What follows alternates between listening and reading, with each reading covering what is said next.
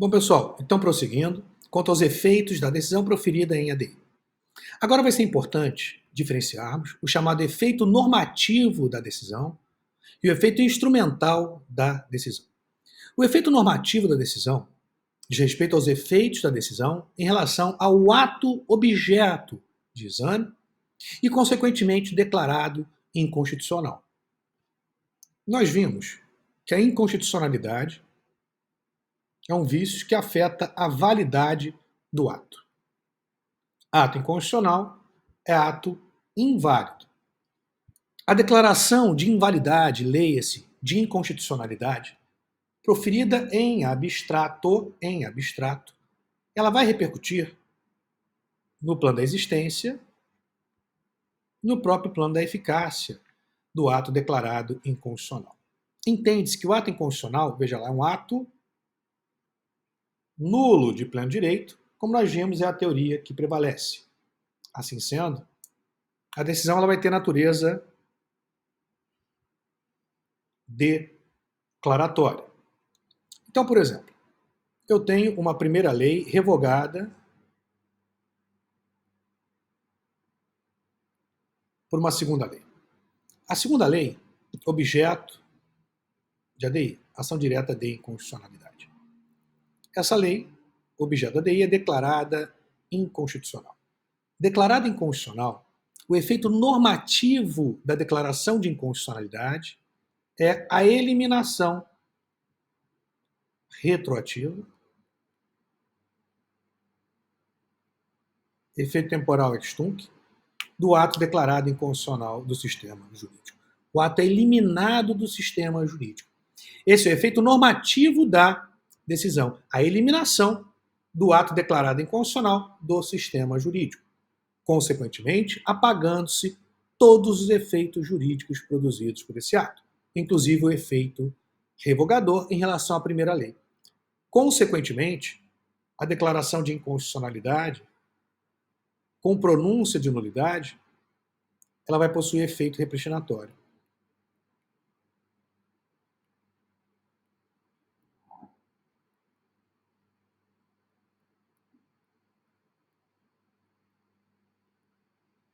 Pois ao pronunciar a nulidade do ato, abstratamente, esse ato é eliminado do sistema jurídico. Como nós já vimos, a doutrina chama de função do legislador negativa, eu até digo que eu não gosto muito dessa expressão, mas é utilizada. Então, o ato é eliminado do sistema jurídico retroativamente. Retroativa a data em que esse ato foi incorporado ao sistema, eliminando-se, por consequência, todos os efeitos jurídicos produzidos por esse ato.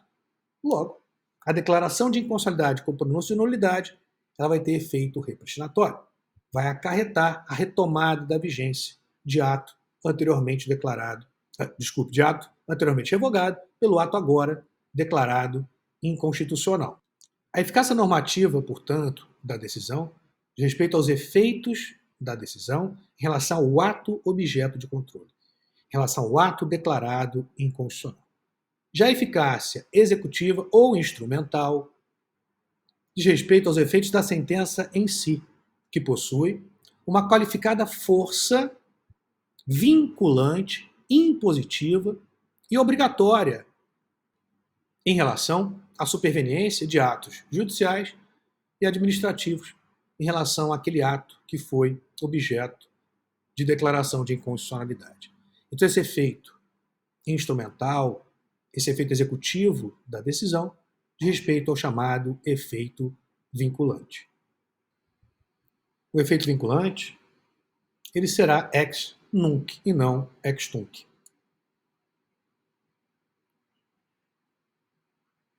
Em outros termos, a eficácia executiva ou instrumental será, ou terá, melhor dizendo, efeito temporal ex nunc, vinculando os demais órgãos do Poder Judiciário e a administração pública direta e indireta, dali em diante, dali para frente. Não posso vincular o que já foi feito no passado. Eu só posso vincular dali em diante. Então, a eficácia instrumental, a eficácia executiva, o efeito vinculante, temporalmente são ex nunc e não ex tunc como a eficácia normativa da decisão. Vamos examinar agora, propriamente, os efeitos pessoais e efeitos temporais da decisão. Como nós vimos, lá no artigo 102, parágrafo 2º, a Constituição fala em efeito erga omnes e vinculante. A Lei 9868 de 99 também faz referência a efeito erga omnes e vinculante no parágrafo único do artigo 28. Vamos lá. Parágrafo único. A declaração de constitucionalidade ou de inconstitucionalidade, inclusive a interpretação conforme a Constituição e a declaração parcial de inconstitucionalidade sem redução de texto, tem eficácia contra todos, chamado efeito erga omnes, e vinculante.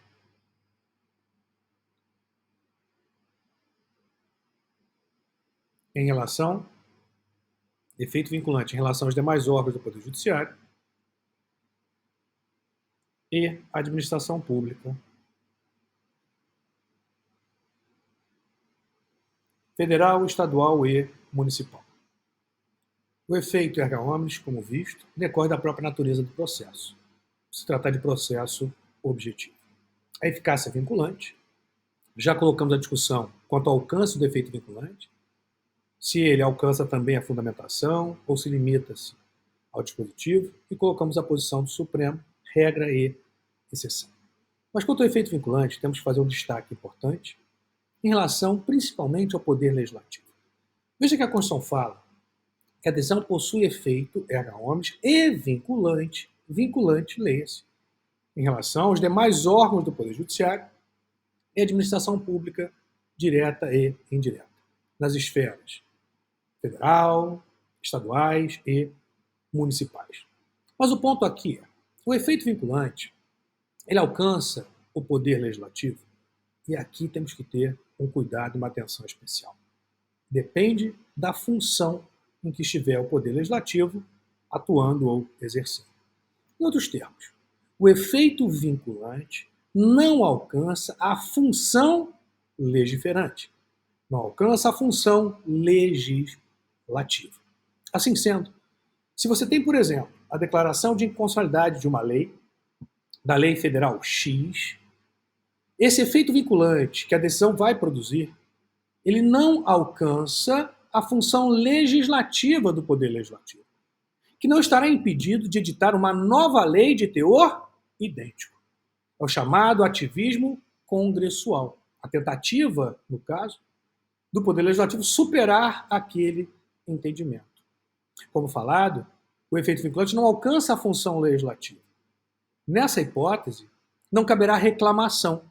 Será necessário propositura de uma nova ADI para atacar essa nova lei de teor idêntico àquela lei anteriormente declarada inconstitucional. Porém, o efeito vinculante pode alcançar o Poder Legislativo, desde que o Poder Legislativo não esteja no exercício da função legislativa. Por exemplo, vamos imaginar que tem uma lei que estabeleça um aumento para os funcionários do Poder Legislativo. Estabeleça um aumento para os deputados, estabeleça um aumento para os senadores. E o STF aprecie essa lei em controle concentrado abstrato através de ADI. O STF declara essa lei inconstitucional e vamos trabalhar aqui com um vício simples, um vício formal. Então não foi cumprido ou não foram cumpridos aqueles procedimentos estabelecidos na Constituição para a edição da respectiva lei. Por exemplo, não houve o quórum necessário para aprovação. Ainda assim, aquele projeto foi convertido em lei. Então você teria um vício formal. O STF declara a inconstitucionalidade formal dessa lei que concedeu um aumento para os funcionários do Poder Legislativo, para os deputados, para os senadores. Eles são transitados julgado, efeito erga omnes e efeito vinculante.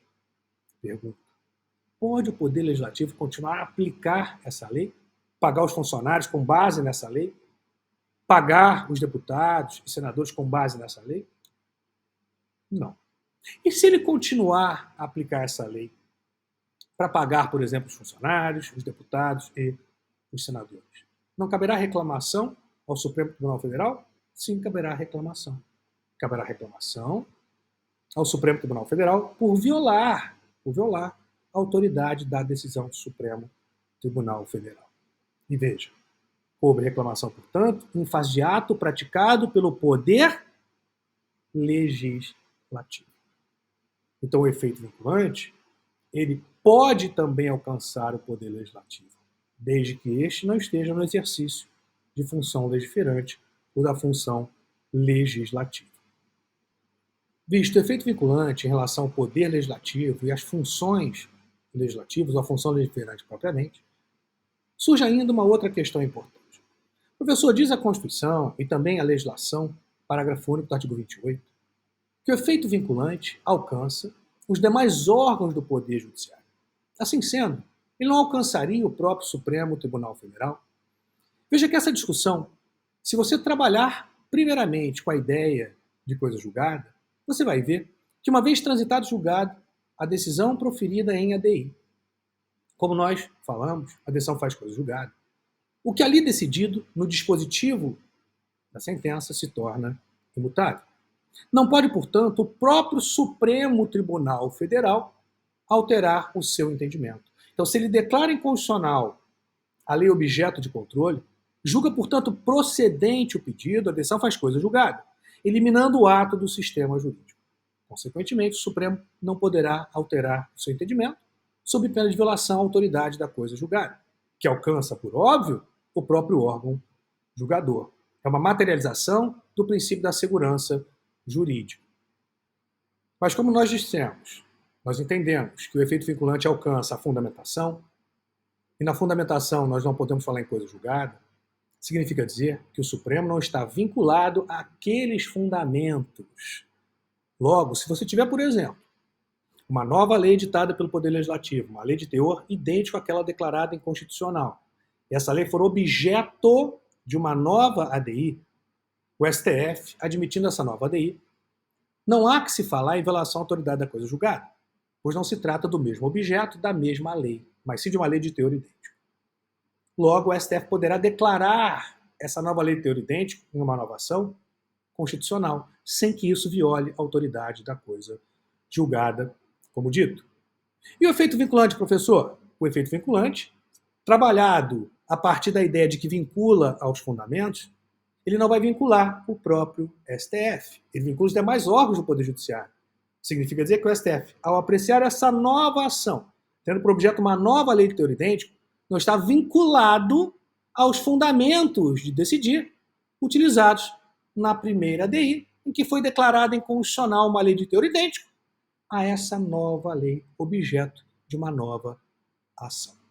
Veja que fica muito mais fácil de compreendermos se nós trabalharmos dessa forma, com a coisa julgada em relação ao dispositivo e o efeito vinculante em relação aos fundamentos ou à própria fundamentação. Portanto, o que impede o STF de alterar o que decidido na ADI não é propriamente o efeito vinculante, mas sim a coisa julgada ou os efeitos da coisa julgada. Isso no caso de improcedência do pedido. No caso de procedência do pedido, declaração de inconstitucionalidade, No caso de improcedência do pedido, ou seja, declaração de constitucionalidade, a decisão também faz coisa julgada. Mas faz coisa julgada rebus sic stantibus. Faz coisa julgada enquanto os fundamentos utilizados para a declaração de constitucionalidade permanecerem os mesmos. Se forem apreciadas ou apreciados novos fundamentos, não há que se falar em violação à autoridade da coisa julgada. Então seria possível sim que o Supremo Tribunal Federal julgue improcedente a ADI, declare o ato constitucional, a decisão transitada e julgado, efeitos rebus sic stantibus. Então seria possível que ele, uma nova ação, uma nova ADI, por exemplo, venha declarar esse ato inconstitucional, desde que por novos fundamentos. Então é muito importante diferenciarmos a declaração de inconstitucionalidade, ou seja, a procedência do pedido em ADI, a declaração de inconstitucionalidade ou o pedido procedente, e a declaração de constitucionalidade e o pedido improcedente. Então, no caso de declaração de inconstitucionalidade, de procedência do pedido, a decisão faz coisa julgada, impedindo que essa norma declarada inconstitucional seja, num futuro, declarada constitucional pelo Supremo. Principalmente porque ela é eliminada do sistema jurídico. Agora, sendo o pedido julgado improcedente, o ato declarado inconstitucional, constitucional, a decisão faz coisa julgada, rebus sic stantibus. Indica que será possível, eventualmente, uma nova ação, um outro processo, mesmo que em controle incidental, o tribunal possa declarar inconstitucional nesse novo exame o ato que anteriormente foi declarado constitucional, desde que por fundamento diverso, como falado, como destacado. Assim, o STF não está preso propriamente ao que decidido, ao que conste no dispositivo, como uma consequência do efeito vinculante, mas sim da própria coisa julgada e dos efeitos da coisa julgada. Vamos agora ver a posição do Supremo em relação ao que aqui foi colocado quanto ao efeito vinculante. Primeiramente, em relação ao efeito vinculante e o poder legislativo. Como destacado, o mais correto é falarmos em não aplicação do efeito vinculante quanto à função legislativa. Veja a decisão. A eficácia geral e o efeito vinculante da decisão proferida pelo Supremo Tribunal Federal em ação direta de constitucionalidade ou de inconstitucionalidade de lei ou ato normativo federal só atingem os demais órgãos do Poder Judiciário e todos os do Poder Executivo, não alcançando o legislador. E aqui é o cuidado que nós temos que ter. Não alcançando o legislador, que pode editar nova lei com conteúdo idêntico, sem ofender a autoridade daquela decisão. Mas veja como é muito importante compreendermos o alcance do efeito vinculante. Ele não alcança, como falado, a função legislativa, o processo legislativo. Ele não impede a elaboração de lei de teor idêntico, embora possa alcançar o poder legislativo quando se tratar de outras funções. E aqui eu vou trazer mais uma decisão para confirmar o que foi dito. Imagine o seguinte: imagine que o STF declara inconstitucional uma determinada lei objeto de ADI. Declaração de inconstitucionalidade essa que possui efeito erga omnes e vinculante. Vinculante em relação aos demais órgãos do Poder Judiciário e em relação à administração pública federal, estadual e municipal. A princípio, como falado, o efeito vinculante não alcança o poder legislativo. Como demonstrado, não alcança a função legislativa. Imaginemos, então, que foi declarada inconstitucional essa lei objeto de ADI e, posteriormente, o presidente da República, por exemplo, apresenta um projeto de lei de teor idêntico. Não estou falando aqui do Poder Legislativo, mas do Poder Executivo. Ele está vinculado? Será que ele não poderia apresentar esse projeto de lei de teor idêntico à lei declarada inconstitucional anteriormente pelo STF? E vou além. Vamos imaginar que esse projeto de lei seja aprovado pelo legislador, seja aprovado pela Câmara, pelo Senado, e esse projeto seja remetido ao presidente da República para sanção ou veto. Como visto, o efeito vinculante não alcança o Poder Legislativo. Então, o Poder Legislativo pode aprovar esse projeto de lei de teor idêntico. Mas ele alcança o Poder Executivo. Então, impediria, por exemplo, o chefe do Poder Executivo de sancionar esse projeto de lei aprovado pelo legislador de teor idêntico à lei anteriormente declarada inconstitucional? E a questão é, o efeito vinculante também não alcança, no caso, o presidente da República, não alcança o Poder Executivo. Porque nós estamos falando aqui de processo legislativo, de função legiferante. A função legislativa não é alcançada. O processo legislativo não é alcançado. O efeito vinculante não impede a edição de lei de teor idêntico. Isso, inclusive, vale para a participação do presidente da República no processo legislativo. Vamos ver a decisão do STF nesse sentido? Pretendida submissão do processo legislativo. Aqui, a decisão está mais técnica. Então, pretendida submissão do processo legislativo ao efeito vinculante, que resulta do julgamento pelo STF das causas de fiscalização abstrata de constitucionalidade. Inadmissibilidade. Então, inadmissibilidade do quê? Do efeito vinculante em relação ao processo legislativo.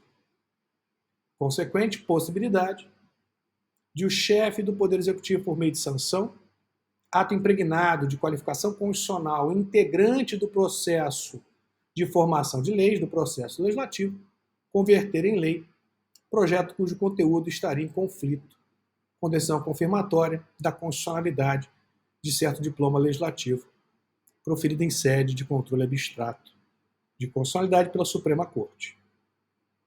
A partir dessas duas decisões, acho que é muito mais fácil de vocês visualizarem o alcance do efeito vinculante. Então, o efeito vinculante, ele não alcança o processo legislativo, não alcança a função legiferante, mas ele pode sim alcançar, por exemplo, o Poder Legislativo, desde que o Poder Legislativo não esteja no exercício de função legiferante. Como ele também pode não alcançar o Poder Executivo, desde que se trate de participação do Poder Executivo no processo legislativo. Agora, a segunda parte, que nós também analisamos, efeito vinculante em relação aos demais órgãos do Poder Judiciário e não em relação ao próprio Supremo. Nós dissemos que esse efeito vinculante em relação aos demais órgãos do Poder Judiciário e não em relação ao próprio Supremo significa, basicamente, que os demais órgãos do Poder Judiciário não poderão decidir de forma distinta quanto à constitucionalidade ou inconstitucionalidade de um ato, objeto de declaração de inconstitucionalidade em abstrato pelo Supremo Tribunal Federal. Mas nós também dissemos que o STF não pode mudar o seu entendimento no que diz respeito à declaração de inconstitucionalidade de uma lei, pois ele estaria violando a autoridade da coisa julgada.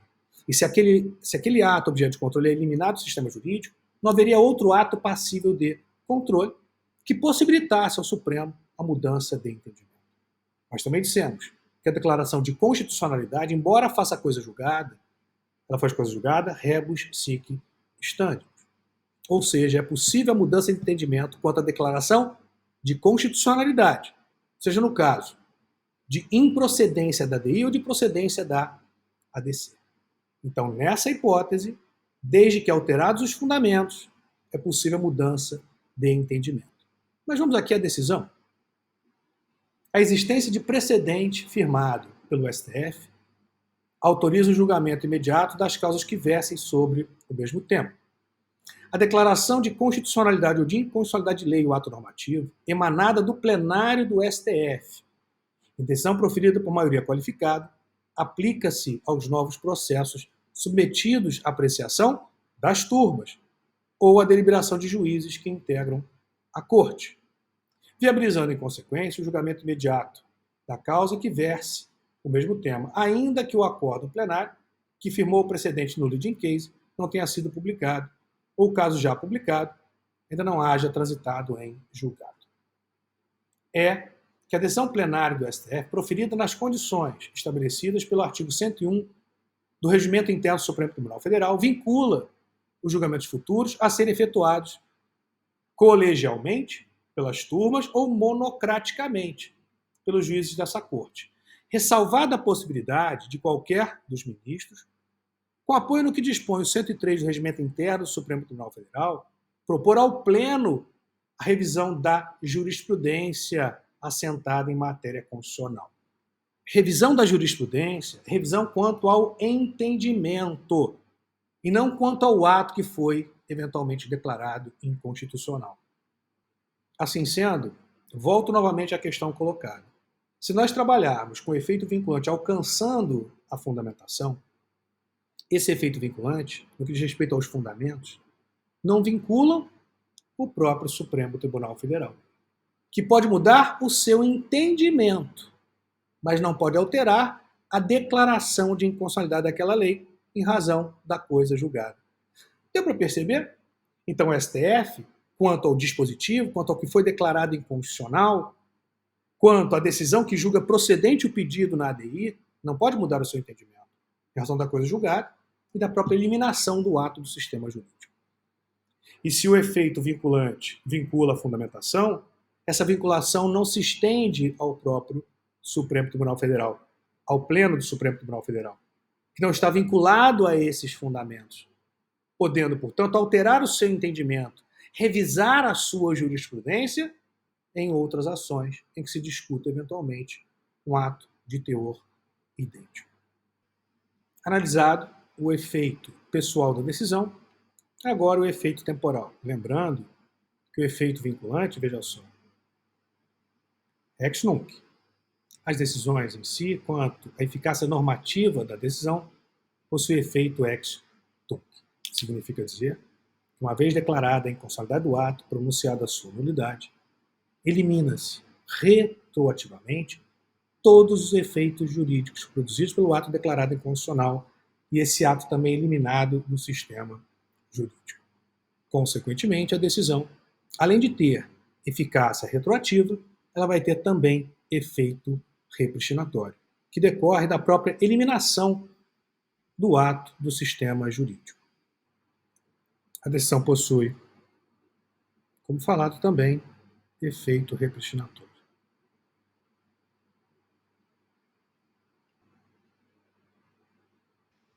Vamos agora às técnicas de modulação dos efeitos temporais da decisão. Artigo 27 da Lei 9868 de 99. Ao declarar a inconstitucionalidade de lei ou ato normativo e, tendo em vista razões de segurança jurídica ou de excepcional interesse social, poderá o Supremo Tribunal Federal, por maioria de 2/3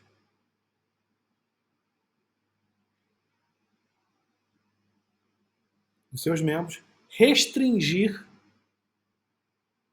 os efeitos daquela declaração, ou seja, da declaração de inconstitucionalidade, ou decidir que ela só tem eficácia a partir do seu trânsito em julgado, ou ainda de outro momento que venha a ser fixado. O primeiro ponto que merece atenção é o quórum para a declaração de inconstitucionalidade e o quórum para a modulação dos efeitos da decisão. A declaração de inconstitucionalidade, ela exige decisão plenária proferida pelo quórum de maioria absoluta dos membros do STF, ou seja, exige 6 votos. Veja o artigo 97 da Constituição Federal, diz lá: somente pelo voto da maioria absoluta de seus membros ou dos membros do respectivo órgão especial poderão os tribunais declarar a inconstitucionalidade de lei ou ato normativo do poder público. Então, o quórum para declaração de inconstitucionalidade é de maioria absoluta, 11 ministros, 6 votos. Já o quórum para modulação dos efeitos da decisão, o quórum, portanto, para você restringir a eficácia ex tunc, para você estabelecer, por exemplo, efeito ex nunc, ou até mesmo efeito prospectivo, vai ser de 2/3 ou 8 votos. Então, como visto, a decisão em regra terá efeito ex tunc, exigindo, portanto, maioria absoluta, 6 votos. Mas é possível o tribunal, primeiramente, limitar a própria retroatividade, ou seja, estabelecer efeito ex tunc mitigado. Aqui, no caso, o tribunal apaga tudo que foi produzido pelo ato de 96 a 98, mas mantém os efeitos produzidos pelo ato de 95 a 96, por exemplo. Então, nós temos aqui o efeito ex tunc mitigado ou retroatividade mitigada. Pode ser estabelecido aí de eficácia ex nunc, significa que o tribunal mantém todos os efeitos produzidos pelo ato até a declaração de inconstitucionalidade e suspende, dali em diante, a eficácia do ato, dali para frente, a partir da decisão. Ou pode o tribunal ir além, estabelecer efeitos prospectivos. Por exemplo, pode o tribunal declarar o ato inconstitucional, manter esse ato eficaz durante o período de tempo após a declaração de inconstitucionalidade. Por exemplo, até 99.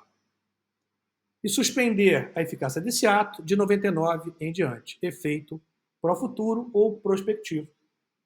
A regra, como dito, exige o quórum de maioria absoluta, 6 votos. A exceção, 2/3, 8 votos. Novamente, artigo 27. Ao declarar a inconstitucionalidade de lei ou ato normativo, tendo em vista razões de segurança jurídica ou excepcional interesse social, são os pressupostos para modulação dos efeitos da decisão. Poderá o STF, pelo quórum de 2/3, 8 votos, restringir os efeitos daquela declaração, ou seja, efeito ex tunc mitigado, ou ainda decidir que ela só tem eficácia a partir do seu trânsito em julgado, efeito ex nunc, ou de outro momento que venha a ser fixado, eficácia prospectiva ou efeito pró-futuro. Novamente, temos aí a aplicação do artigo 27 e a modulação dos efeitos temporais da decisão. Agora, observações finais em relação aos efeitos da decisão e à declaração de inconstitucionalidade, e também quanto à irrecorribilidade e irrescindibilidade das decisões. Primeira observação que merece a atenção de vocês: o quórum de funcionamento, o quórum necessário quanto ao número de presentes para que você possa ter juízo de constitucionalidade ou de inconstitucionalidade. Então veja lá, artigo 22, a decisão sobre a constitucionalidade ou inconstitucionalidade de lei ou ato normativo somente será tomada se presente, grife a expressão presente.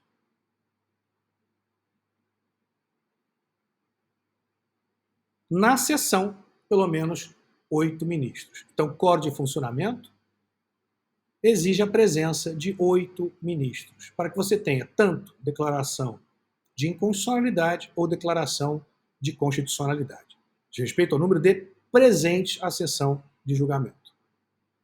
Quanto à declaração de inconstitucionalidade, materializando a regra do artigo 97 da Constituição, exige a manifestação de maioria absoluta, 6 votos, manifestação, portanto, no sentido da inconstitucionalidade, proferida por 6 ministros.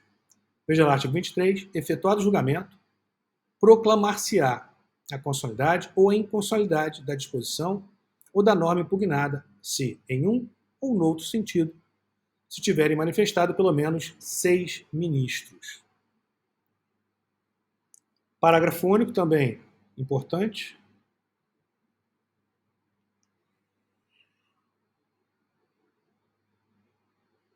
Se não for alcançada a maioria necessária à declaração de constitucionalidade ou de inconstitucionalidade, estando ausentes ministros em número que possa influir no julgamento, este será suspenso, a fim de aguardar-se o comparecimento dos ministros ausentes, até que seja atingido o número necessário para a prolação de decisão em um ou outro sentido. Professor, mas, por exemplo, se o STF não obtiver no julgamento o quórum de 6 votos necessários à declaração de inconstitucionalidade, ele vai ter que aguardar, por exemplo, que se tenha 6 votos também para ser declarado constitucional, estando ausentes determinados ministros? Não, muito cuidado. E cuidado por quê? A declaração de constitucionalidade propriamente, ela não exige o quórum de 6 votos. E não por quê? Em razão da presunção de constitucionalidade. Os 6 votos necessários para a declaração de constitucionalidade, eles têm uma outra finalidade, qual seja, conferir à decisão eficácia vinculante. Então, por exemplo, vamos imaginar que você tenha lá um ministro impedido, que não pode julgar por qualquer motivo. Você tem 5 ministros entendendo que o ato é inconstitucional e 5 ministros entendendo que o ato é constitucional. Nesse caso, a ação é julgada improcedente, a ADI julgada improcedente, o ato declarado constitucional. Mas não vai haver aqui efeito vinculante. E por que não vai haver efeito vinculante? Porque eu só posso vincular aquilo que for entendimento do tribunal.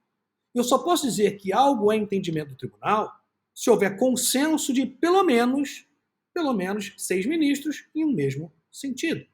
Se eu tenho 5 e 5, não é entendimento do tribunal que o ato é inconstitucional ou constitucional. O entendimento do tribunal foi empate.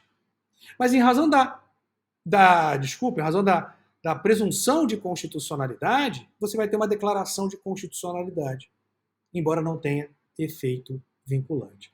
Então, muita atenção com o que eu disse aqui. Você pode ter declaração de constitucionalidade por menos de 6 votos. Só que a decisão não terá efeito vinculante, porque ela não pode refletir o entendimento do tribunal. E o exemplo aqui é o caso de empate. Então você tem 5 e 5, um ministro não pode votar. Eu não vou esperar para julgar a ação que esse ministro se aposente e seja nomeado outro ministro. Em razão da presunção de constitucionalidade, eu julgo a ação improcedente e declaro o ato constitucional. Mas como eu não tenho maioria em um ou outro sentido, não há que se falar em vinculação ao entendimento do tribunal, porque eu não tenho um entendimento do tribunal. Agora, irrecorribilidade e irrescindibilidade, que nós já havíamos analisado na parte em que nós analisamos o direito processual constitucional e os princípios processuais aplicáveis ao controle de constitucionalidade. Veja o artigo 26. A decisão que declara a constitucionalidade ou a inconstitucionalidade de lei ou ato normativo, em ação direta ou em ação declaratória, é irrecorrível. Então a regra é a irrecorribilidade. Ressalvada a interposição de embargos declaratórios, da decisão de mérito e também agravo de decisões interlocutórias, não podendo ser igualmente objeto de ação rescisória. Então, não podendo igualmente ser objeto de ação rescisória. Quanto aos embargos de declaração, os legitimados à interposição de embargos são os mesmos legitimados à propositura da ação. E o STF admite excepcionalmente a modulação, por exemplo, dos efeitos da decisão nos embargos de declaração. Alguns chegam a dizer que seriam, nessa hipótese, embargos de declaração com efeitos modificativos. Mas é possível sim que o STF, por exemplo, nos embargos, module os efeitos da decisão. Porém, repito, os legitimados à interposição são apenas aqueles legitimados à própria propositura da ação. Fechamos, então, o estudo da ADI. Últimos pontos analisados: efeitos da decisão, irrecorribilidade ou irrecorribilidade, e rescindibilidade ou irrescindibilidade. Bom, pessoal, abraço grande a todos. Até a próxima aula, quando nós formos estudar ADC, Ação Declaratória de Constitucionalidade. Abraço grande, bom estudo.